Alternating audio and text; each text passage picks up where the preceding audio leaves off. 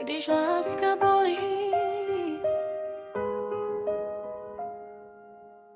Zase sedím sama v prázdném pokoji, venku tiše prší a svět se zastavil. Telefon svítí, ale moje srdce zhasíná. Čekám na zprávu, co už dlouho nepřichází.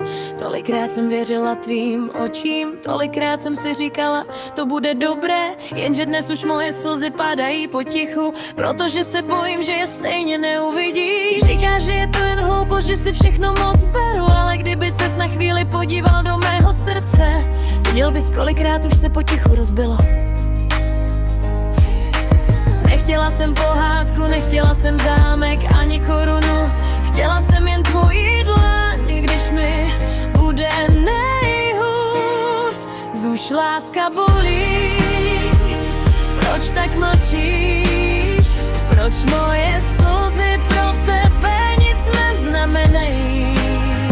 Řekni mi, kdy ses přestal dívat na holku, co tě milovala celou duší. Já nechtěla dokonalost, jen aby ses mě jednou zeptal, jak se dnes cítíš. A místo smíchu nad mým pláčem si mě objal a řekl, neboj se, jsem tady. Pamatuješ, jak jsme se smáli maličkostem, jak jsem věřila, že spolu zvládneme všechno. Teď se dívám na stejné fotografie a přemýšlím, kam se ten člověk ztratil.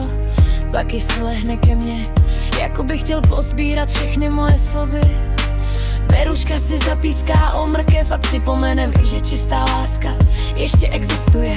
Hudba hraje tiše do noci, každý tón nese moje vzpomínky. Na koncert, na sny, na budoucnost, kterou jsem si malovala jinými barvami. Říkala jsem si, že vydržím všechno, protože láska přece bojuje.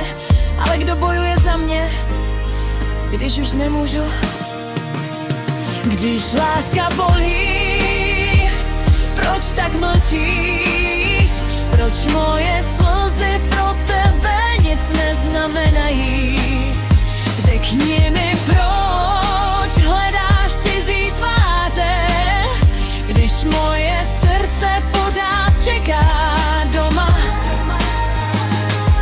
Já nechci být jen stínem, který kolem tebe tiše prochází. Chci být žena, na kterou budeš pyšný. Možná jsem byla až moc hodná, možná jsem odpouštěla víc, než jsem měla.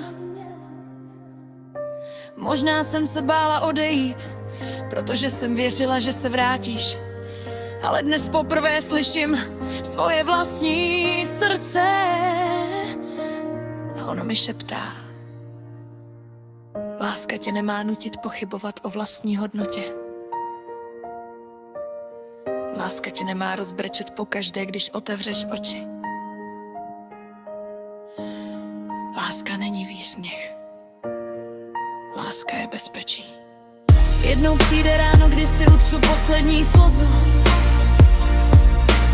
Podívám se do zrcadla a konečně uvidím ženu, která už nebude prosit o trochu pozornosti. Najdu někoho, kdo nebude hledat štěstí jinde. Někoho, kdo vezme moje ruce do svých a řekne: děkuju, že jsi přišla do mého života. A jestli mě jednou opravdu potkáš, poznáš mě podle srdce, pořád bude umět milovat, i když bylo tolikrát zlomené. Pořád bude věřit lidem, i když ho někteří zklamali. Až přijdeš, obejmi mě tak silně, aby všechny moje strachy konečně usnuly. Řekni mi, že už nikdy nebudu muset bojovat sama, že moje slzy budou pro někoho důležité, že moje jméno bude vyslovovat s láskou a že domov není místo. Domov je člověk, který tě drží za ruku, i když venku prší. A jestli dnes někde sedí holka, která si myslí, že není dost dobrá. Chtěla bych jí říct, nestrácej svoje dobré srdce. Jednou přijde někdo, kdo ho nebude chtít změnit, jen ho bude chránit. A ty už nikdy nebudeš muset prosit o lásku, protože opravdová láska se od člověka